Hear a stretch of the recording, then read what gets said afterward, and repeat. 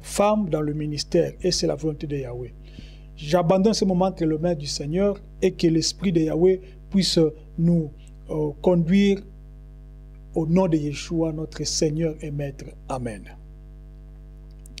Ministère de la femme. C'est un thème tellement amer que beaucoup ou plusieurs hésitent même d'en parler. Et moi aussi également, à l'époque, il y a de cela 5 ou 6 ans, que je voulu au fait parler de ce thème, mais je n'ai pas pu le faire puisque à cette époque-là, je pensais, c'était mes propres convictions et mes propres, je vais dire, connaissances, hein, si je peux appeler ainsi, et aussi mes propres, comment dire, motivations. Hein, c'est pourquoi à cette époque-là, même avant de faire donc ces partages-là, j'essaie un peu de parler avec plusieurs personnes qui sont pasteurs, apôtres, tout cela, qui se disent qu'ils sont contre le ministère de la femme. Alors je voulus à cette époque-là parler avec eux un peu sur ces thèmes, mais beaucoup ont eu peur, je vais dire, et n'ont pas voulu s'afficher. Hein. Donc beaucoup étaient aussi prêts à nous répondre, mais sans, comment dirais-je, la caméra. Alors pour moi, c'était pas si important de faire ça comme ça. Et j'avais même parlé avec un bien-aimé à cette époque-là qu'il fallait même continuer à enseigner ou bien à parler avec des femmes, peut-être ça, le message va mieux passer. Bref, à cette époque, comme je dis, il y a cela 5 ou 6 ans, je pensais aussi un peu autrement par rapport donc à mes convictions, par rapport aussi à mes motivations et surtout par rapport aussi à mon entourage, au fait. Comme je dis à l'époque, j'étais dans le système. Quand je parle du système, je dis le système établi par l'homme. C'est-à-dire tu pars quelque part et puis il y a une personne qui est là devant comme le chef, c'est-à-dire le responsable, c'est lui qui décide de tout. Alors à l'époque, je me suis décidé de ne plus parler sur ce thème-là. Mais après les temps, comme je dis, après des temps, comme je vous ai dit, c'était un témoignage, hein, 5 ans, 6 ans passés. Je parlais par rapport à ce que je lisais dans les Écritures. Je ne parlais pas par rapport à l'esprit, je parlais par rapport à ce que je voyais. C'est pourquoi c'est très important de comprendre aujourd'hui que lorsque je viens devant vous aujourd'hui, mes bien-aimés, surtout mes sœurs, je suis venu par le Saint-Esprit.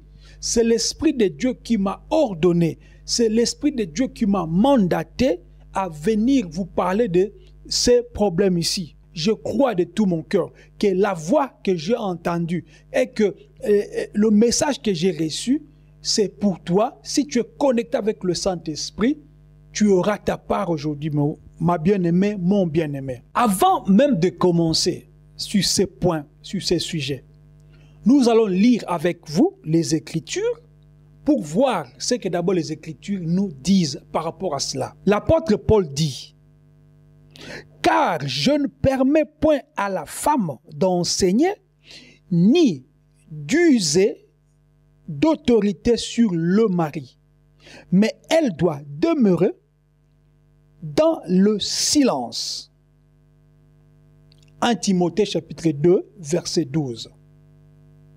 Quand il continue, il dit même « Car Adam a été formé le premier, et Ève ensuite. » L'apôtre Paul qui parlait de cela. Nous continuons toujours avec les Écritures, puisque je vais avancer d'abord avec les Écritures, et puis je vais vous parler de ce que le Saint-Esprit m'a convaincu, de ce que le Saint-Esprit m'a enseigné par rapport à cela. 1 Corinthiens chapitre 14, verset 34. Que les femmes se taisent dans les assemblées, car il ne leur est pas permis d'y parler, mais qu'elles soient soumises selon que le dit aussi la loi.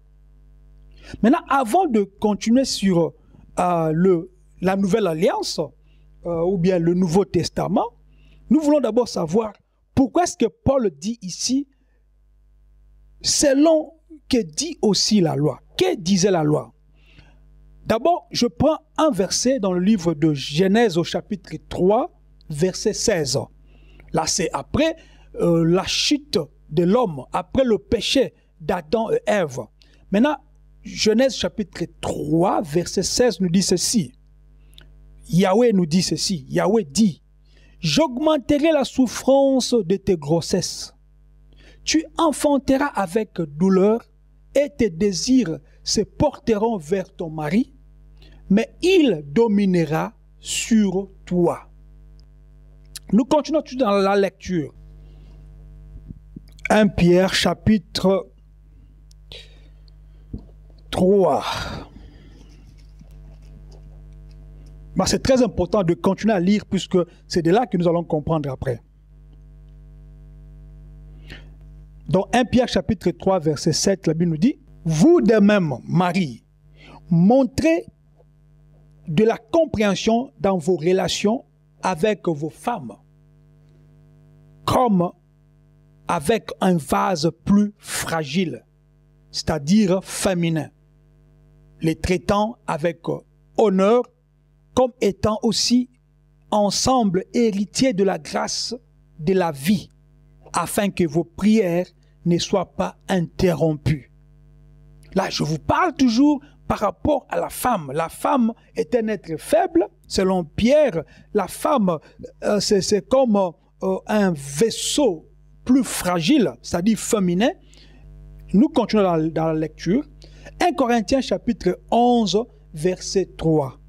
La Bible nous dit, surtout ce passage ici, c'est un passage que beaucoup de gens qui sont pour ou ceux qui sont contre que la femme puisse exercer des ministères, beaucoup se posent sur ces passages ici. 1 Corinthiens chapitre 3 verset 16 nous dit ceci, donc l'homme est le chef de la femme et Christ est le chef de tout homme. Les Écritures sont claires. Maintenant, le problème, c'est quoi ici? Bien-aimés, nous ne devons pas souvent, lorsque nous lisons la Bible, je ne dis pas ici que nous ne devons pas prendre en compte, non. Je dis que lorsque nous lisons la Bible a été écrite, la Bible a des textes et a des contextes. La Bible a d'histoires et puis la Bible a des prophéties. La Bible a aussi des messages qui fortifient, c'est-à-dire des conseils. Mais lorsque nous lisons la Bible, nous ne devons pas nous limiter sur ce que nous voyons ou sur ce que nous lisons, c'est-à-dire nous ne devons pas nous limiter sur des Écritures. Car le Seigneur Christ, Yeshua, nous a dit que lorsqu'il va s'en aller, il enverra le Saint-Esprit, c'est lui qui va nous enseigner dans toute vérité, toute la vérité. C'est-à-dire le Saint-Esprit, il va être là comme un interprète, il va être là comme quelqu'un qui va nous expliquer les choses que nous n'avons pas pu comprendre. Souvenez-vous de l'eunuque éthiopien lisant donc le livre d'Ésaïe mais ne comprenant pas. Pourquoi? Puisqu'il n'avait pas l'Esprit de Dieu. Il faut que l'Esprit de Dieu puisse, au fait, nous apprendre les choses de Dieu. C'est pourquoi, comprenez ceci, que nous ne devrions pas lire un verset ou bien un passage ou tout un chapitre en pensant que c'est la doctrine qui est basée sur là. Je ne dis pas que nous devons contredire la Bible, mais je dis que lorsque nous lisons la Bible par rapport aux écrits, nous devrions faire attention puisque en dehors de l'écriture, il y a aussi l'esprit. 2 Corinthiens chapitre 3 nous dit que de la lettre tue, mais l'esprit vivifie. Le Seigneur Jésus, notre roi, Yeshua, nous a donné l'esprit pour que l'esprit continue à nous enseigner des choses que nous ne comprenons pas. Et puis, je suis pas pour des gens qui disent que le temps évolue. Ça dit, nous devrions suivre selon le mouvement du temps. Non. La Bible et la parole de Dieu, elle reste comme ça, mais le Saint-Esprit est au-dessus. Pourquoi? Puisque c'est par le Saint-Esprit, c'est par l'Esprit que les hommes ont parlé de la part de Dieu. D'où l'Esprit, c'est la source. C'est l'Esprit qui dépasse toute écriture. Lorsque l'Esprit va nous enseigner, nous ne serons plus de gens qui vont commencer à débattre sur des thèmes, sur des doctrines, mais nous serons réellement des hommes et des femmes qui seront enseignés et scellés par l'Esprit de Dieu. Je vous donne un exemple. Jean chapitre 8, verset 5, la Bible nous dit, « Or, Moïse nous a ordonné dans la loi de lapider celles qui sont dans son cas. » Je dois monter pour me faire comprendre. Alors les scribes et le pharisien lui amenèrent une femme surprise en adultère et l'ayant placée au milieu du peuple. Quelle humiliation!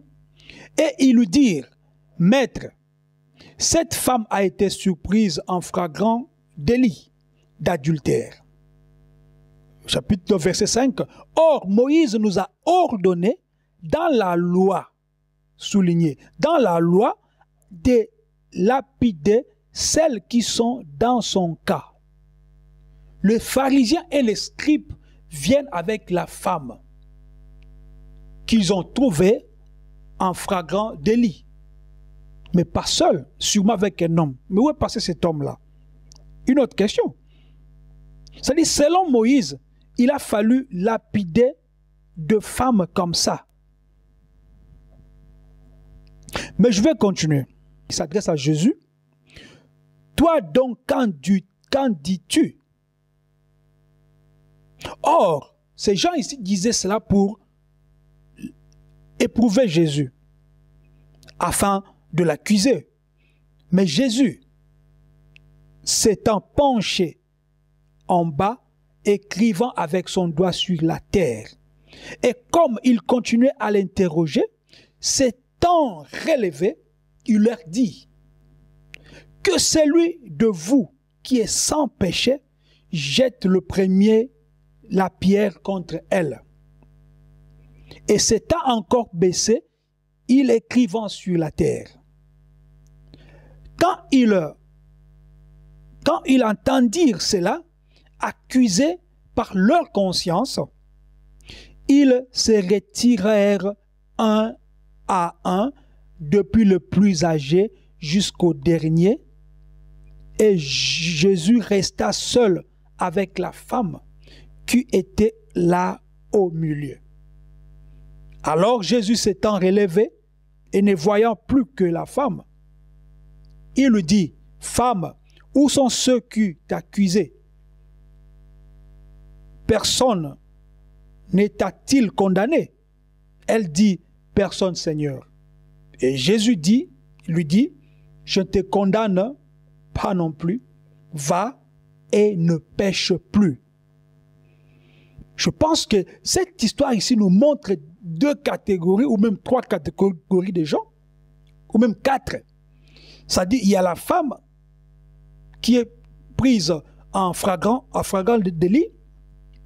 Il y a l'homme qui est inconnu, ça dit valeur X. Il y a le maître Yeshua qui est mis comme juge, et juste juge même. Et puis il y a les accusateurs. Maintenant, voyez-vous que les gens qui sont venus avec cette femme, ils utilisaient la loi comme moyen d'abord de voir qu'est-ce que Jésus va faire. Est-ce qu'il sera-t-il contre Moïse? Là, il devrait, s'il devait faire ça, ces gens ici allaient avoir encore un motif pour l'accuser de plus. Mais Yeshua les a montré qu'il était le juste juge. Il a donné à la femme et à ceux-là la possibilité eux-mêmes d'en finir avec ces problèmes-là. Et ce qui est capital, c'est quoi?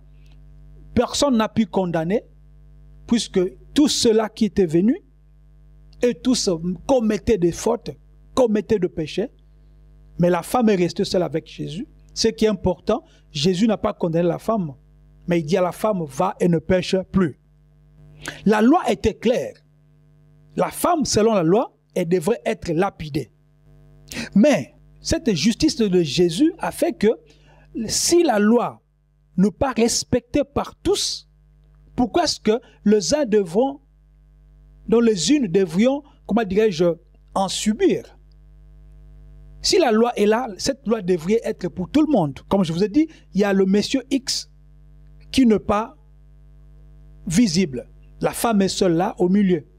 Et ceux-là qui l'accusaient faisaient de même choses comme elle. Pourquoi j'ai donné cet exemple ici? C'est pour vous dire que Jésus était au-dessus de la loi. Mais il n'a pas usé de dire que, de donner sa position. Il a laissé les libres choix. Il a seulement dit quelque chose pour que ceux-là qui sont venus accuser la femme puissent eux-mêmes juger. C'est pourquoi, par là, nous allons entrer maintenant dans le monde de l'esprit.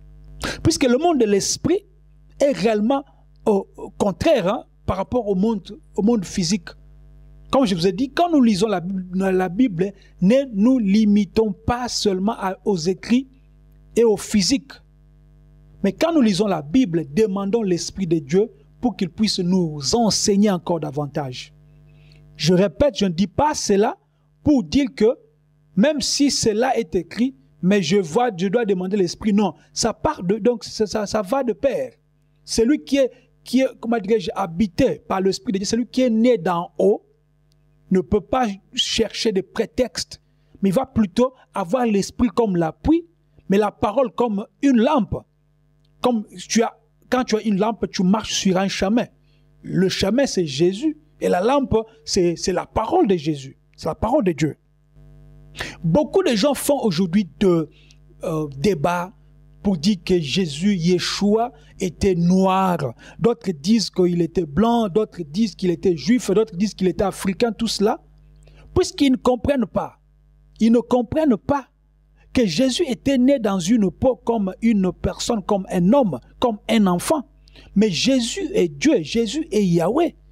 Or la Bible nous dit, bien-aimés, Jean chapitre 4, verset 24, que Dieu est esprit.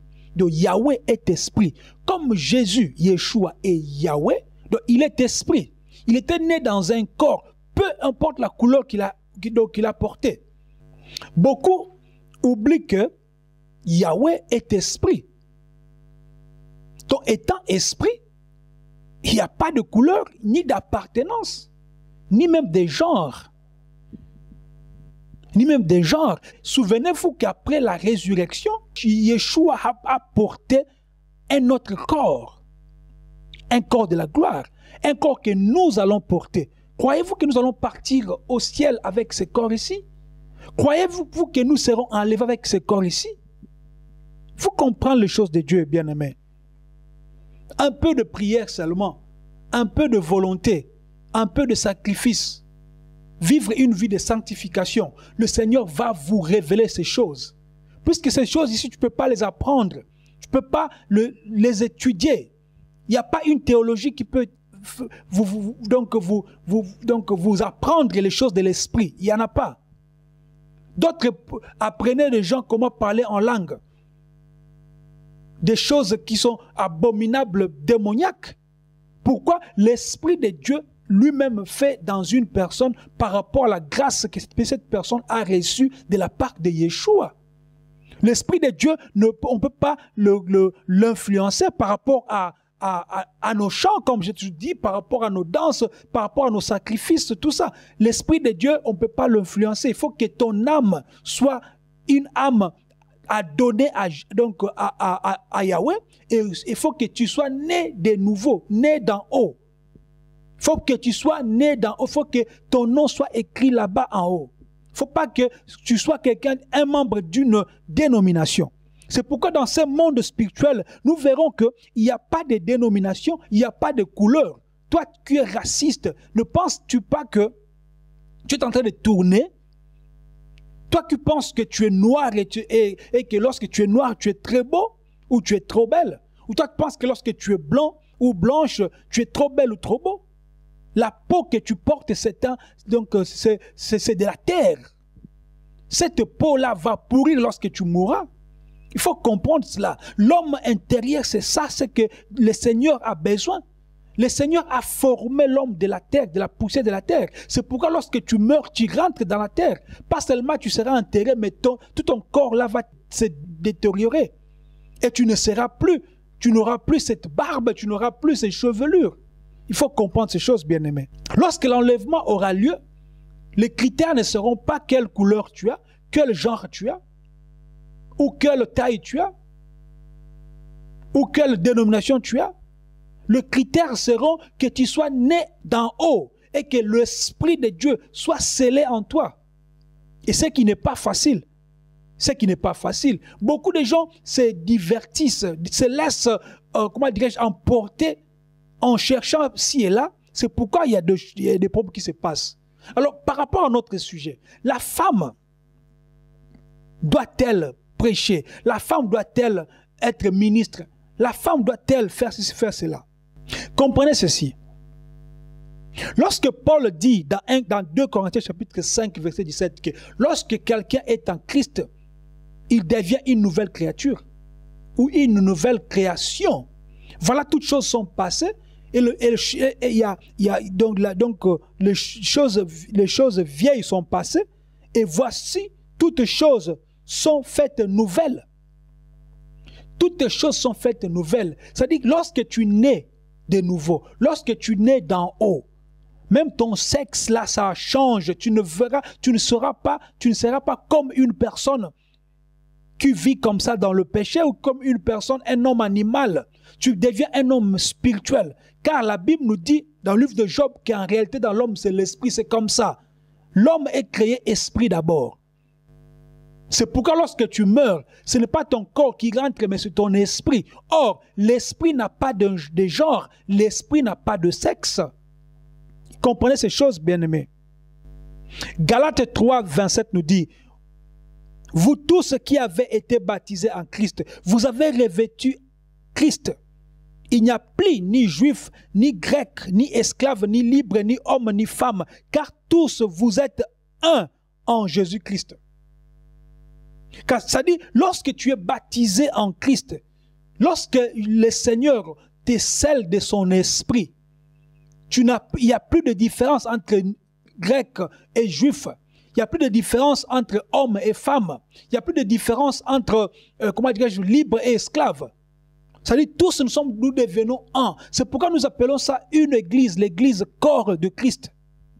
Et ce corps de Christ-là, même si ta main gauche ou ta main droite, tu ne peux pas les séparer. C'est un corps qui est un. C'est très important de comprendre ces choses, bien aimées, car beaucoup de gens se donnent le temps à faire des études pour donner leur position par rapport à leur mentalité, par rapport à leur idéologie, par rapport à leur théologie. Mais là, je vous parle de choses de l'esprit. Maintenant, voyez-vous pourquoi est-ce qu'il y a trop de débats par rapport à ce problème de femmes dans le ministère?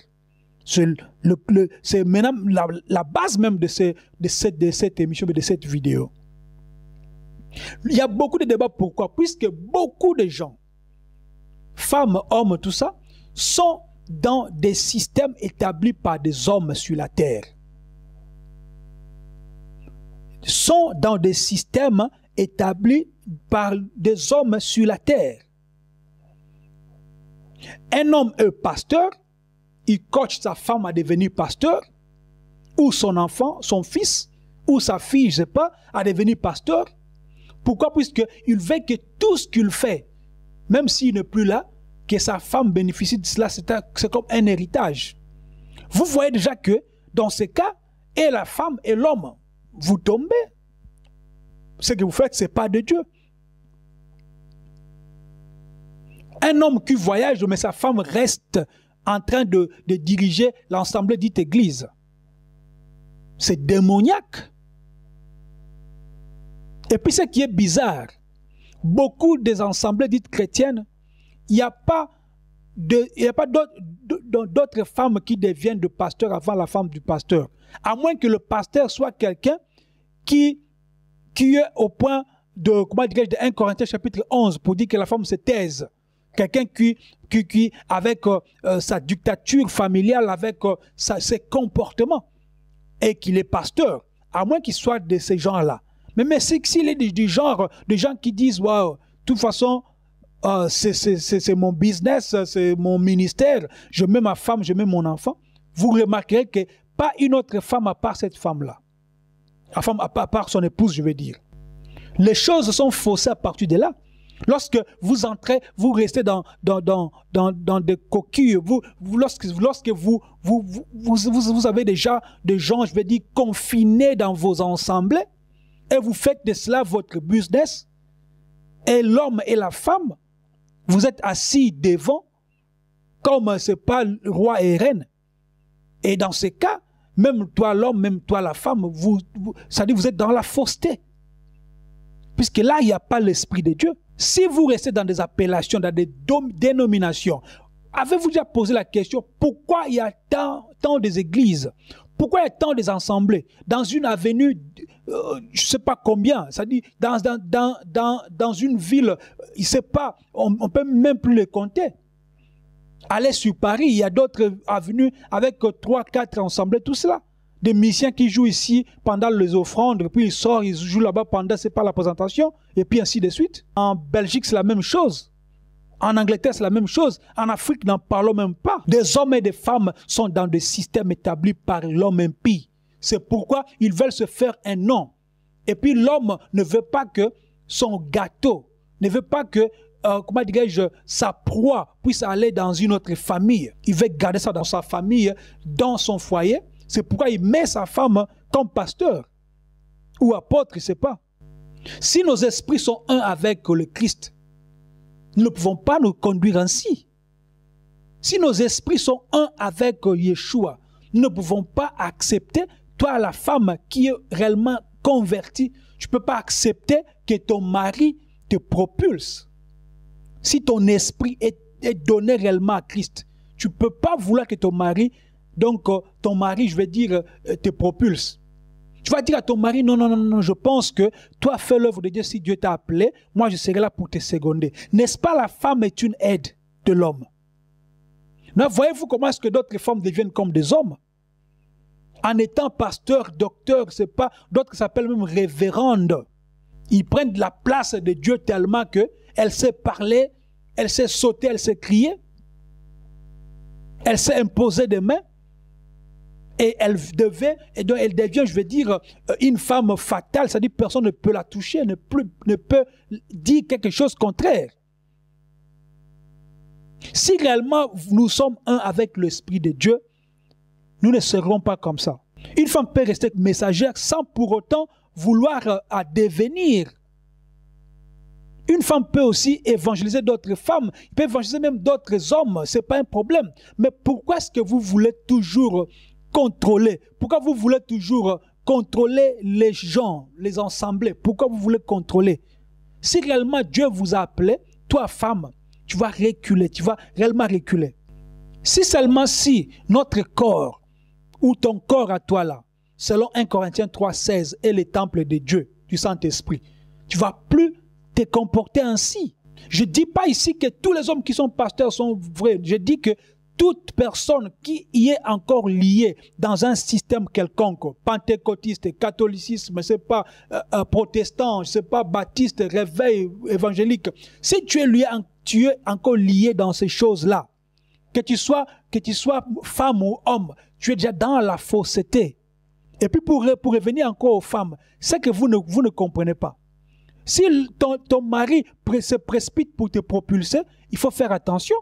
Pourquoi? Beaucoup de maris ne veulent pas que les femmes restent comme ça, sans titre. Pourquoi? Puisque ils savent que lorsqu'il va commencer à faire ces bêtises, et que toi, tu es déjà devenu pasteur ou c'est pas évangéliste, tu ne vas plus vouloir rentrer en arrière ou bien vouloir chercher à contrôler ton mari.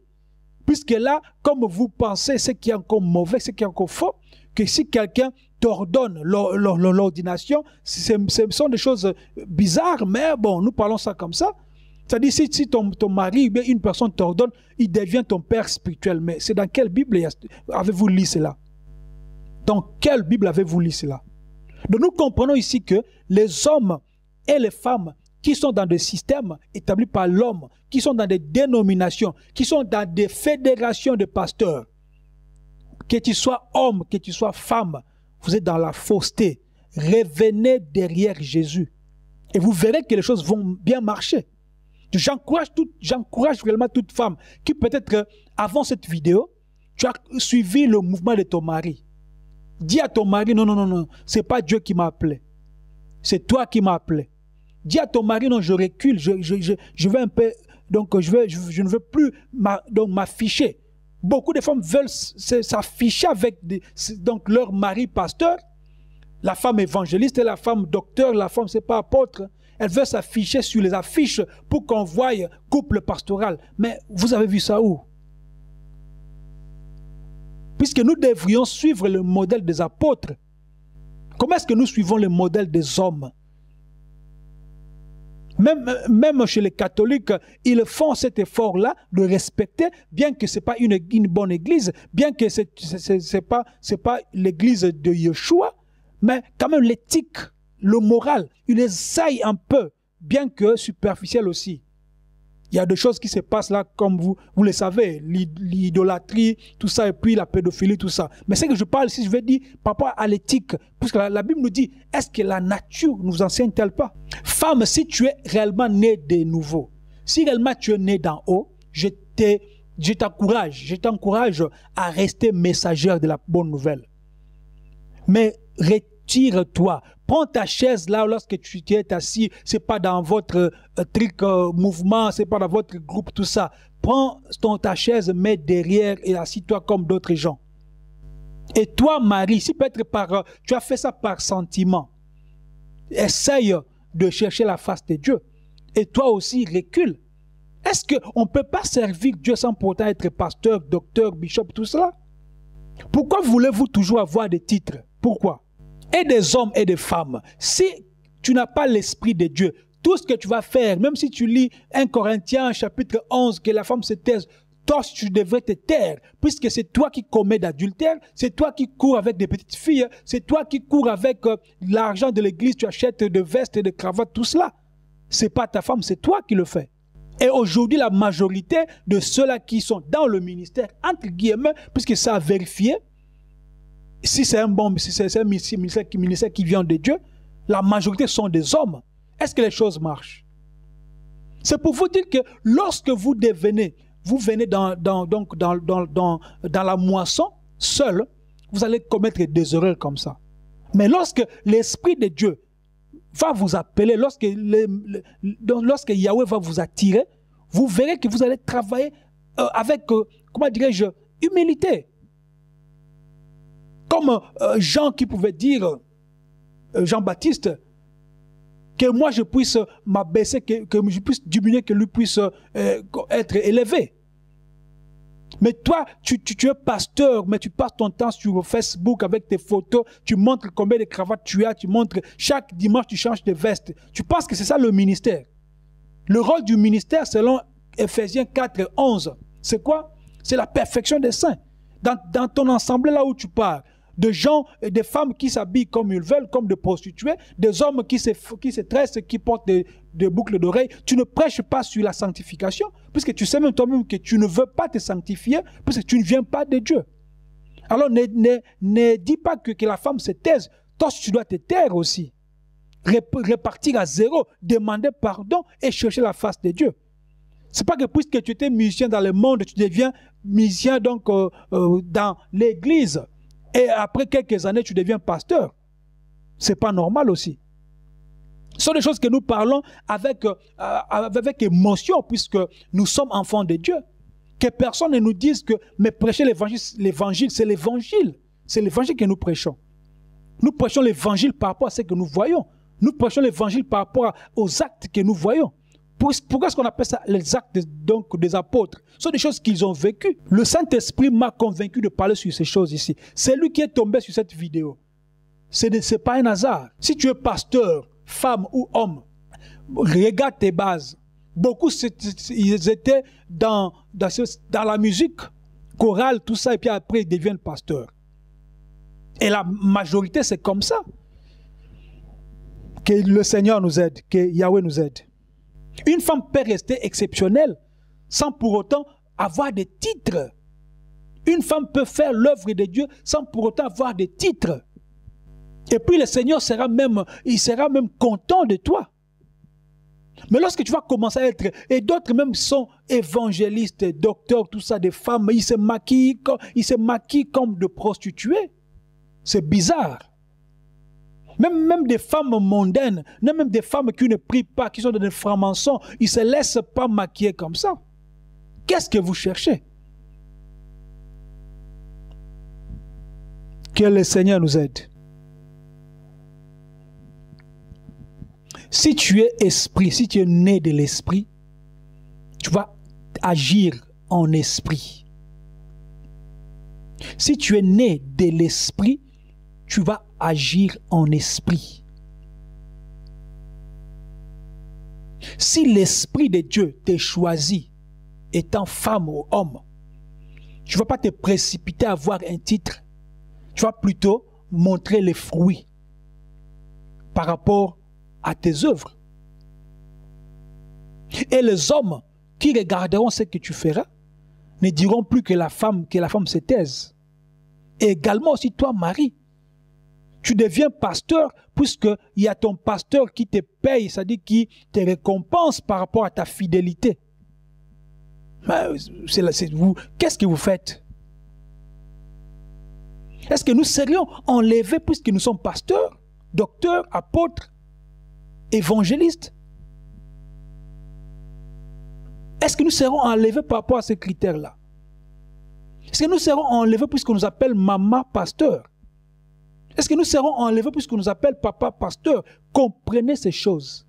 Nous tous, nous sommes enfants devant notre Dieu. C'est pourquoi c'est lui qui est notre Père.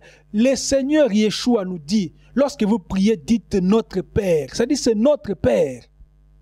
Lorsqu'il est notre Père, nous devions nous comporter comme des enfants. Et un enfant ne fait pas quelque chose de lui-même. Un enfant, avant de faire quelque chose, il faut que le Père lui dise, fais ceci, fais cela. Lorsque le Père va te mandater, il va aussi t'équiper. Tu ne seras pas quelqu'un qui, hier, tu étais pasteur, tu appelles des gens pour que tu deviennes docteur. Mais qu'est-ce qu'il y a? Et toi, femme, reste femme. Pour terminer, il y a quelques conseils. Tite chapitre 1, verset 5. Il donne quelques recommandations, vous allez lire ça par rapport au temps. Vous allez lire ça donc Tite chapitre 1, verset 5.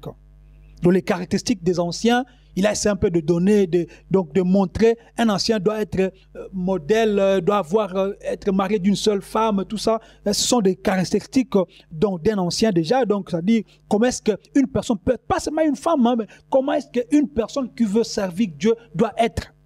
En commençant par les anciens, bien sûr. Et puis quand tu descends au chapitre 2, dans le livre de Tite, vous verrez qu'il donne des recommandations aux vieillards. Il dit aux vieillards d'être sobres, honnêtes, prudents, saints dans la foi, dans la charité, dans la patience, le vieillard. Et puis il descend, il dit aux femmes âgées, que les femmes âgées, que leur extérieur soit réellement, comment dirais-je, convenable à la sainteté. La façon de s'habiller, de parler. Tu as 50 ans, une maman qui a 50 ans, mais tu veux rentrer comme une fille de 18 ans dans une assemblée dite chrétienne. Pourquoi? Puisqu'il vous manque ces enseignements ici. Ton pasteur te prêche sur comment dirais-je, l'argent, la fortune, la prospérité. Il oublie que la prospérité, c'est le corps. Il faut que la prospérité du cœur, il faut que ton esprit soit prospère. Pas seulement ta vie matérielle. Tu vas vivre combien d'années sur la terre, bien-aimée femme? Donc, ça dit aux femmes âgées, donc qu'elles soient, donc ton extérieur doit être convenable à la sainteté. Aux jeunes femmes, là vous allez lire ça donc tout dans le livre de Tite, chapitre 2, versets 4 à 5. Aux jeunes femmes, il faut qu'ils soient soumises à leur mari, il faut qu'ils aiment leur mari avec leurs enfants. Tu as 20 ans, 21, 22 ans, tu veux te marier et puis après, tu ne peux pas supporter le poids du mariage puisque tu es parti trop vite. Tu n'aimes plus tes enfants, tu n'aimes plus ton mari puisque tu veux vivre ta jeunesse, tu veux faire ta vie. Alors la faute, ce n'est pas à Dieu puisque c'était le besoin qui t'a, comment dirais-je, conduit à avoir un mari ou bien à t'épouser, à te marier, je veux dire. Alors les vieilles femmes, bien, je veux dire, les femmes âgées, leur rôle, c'est comme ça aussi dans les ensembles. Est-ce que ça se passe comme ça? Je ne pense pas. Au jeune homme aussi, Tite, toujours dans le livre de Tite, chapitre 2, versets 6 à 8. Aux serviteurs, Tite, chapitre 2, verset 9, doivent être soumis à leurs dirigeants ou chefs, tout cela. Ça dit, vous comprenez que, pour terminer, vous comprenez que ce message ici, vous avez remarqué qu'il y avait des hauts et des bas, et quelquefois je crie. Ce n'est pas que je suis fâché, non. Je parle avec passion, puisque ce sont des choses de la vie. Mais pas n'importe quelle vie, la vie éternelle en Christ. Puisque la vie éternelle, dans le diable, il y en a aussi. C'est-à-dire tu meurs pour l'éternité, mais tu es en enfer. Là, nous parlons de la vie. Lorsque nous parlons de la vie, nous voyons même le médecin se mettre en robe blanche pour montrer cette pureté. Lorsque tu es médecin, tu viens traiter quelqu'un avec, c'est pas, comment dire, avec des habits sales. Personne ne va se laisser toucher par toi. C'est pour dire que lorsque je crie comme ça, je ne crie pas sur vous, mais je parle avec passion, je parle avec autorité, puisque même Christ parle avec l'autorité. Je ne suis pas un prêtre. Je ne suis pas un prêtre. Je parle avec autorité, l'autorité du Saint-Esprit. Celui qui a écouté, qui a vu cette vidéo. Cette vidéo, c'était pour toi. Il y a beaucoup de choses à parler sur cela. On ne peut pas nous éterniser. Ça ne sert à rien de beaucoup parler, puis après, vous n'allez pas comprendre, puis après, ça va être beaucoup, vous allez zapper. C'est mieux, on parle comme ça, et vous comprenez, vous retenez quelque chose. Ce qui est important, c'est quoi? Si tu ne crois pas à ces messages, prie ton Dieu. On n'a qu'un seul esprit, qu'un seul Dieu, Yahweh. Prie-le et tu verras si il va te dire le contraire. Mais moi, je dis encore une fois, l'Esprit de Dieu m'a mandaté pour vous dire, vous femmes, si vous êtes réellement nés de nouveau, vous ne devriez pas chercher à courir derrière des titres. Vous devriez reculer et faire l'œuvre sans pour autant avoir de titres. Et vous verrez que vous ne serez plus combattus. Et vous, maris, également aussi, ne venez pas avec vous propulser vos femmes pour qu'elles ferment leur bouche dans vos bêtises. Si vous savez que vous n'êtes pas appelé, et n'induisez pas votre femme aussi en erreur si vous l'aimez réellement. Puisque votre conscience le sait. Votre conscience vous le sait si vous êtes réellement. Si tu es pasteur, un vrai pasteur appelé par Dieu, ta conscience le sait. Ta conscience t'accuse. Ta conscience peut aussi te reprocher. Même si tu n'as pas l'Esprit de Dieu, mais ta conscience peut te reprocher. Que le Seigneur bénisse toute personne qui a écouté ce message sur lesavertis.net et sur d'autres réseaux sociaux. À la prochaine, que Dieu vous bénisse. Bye.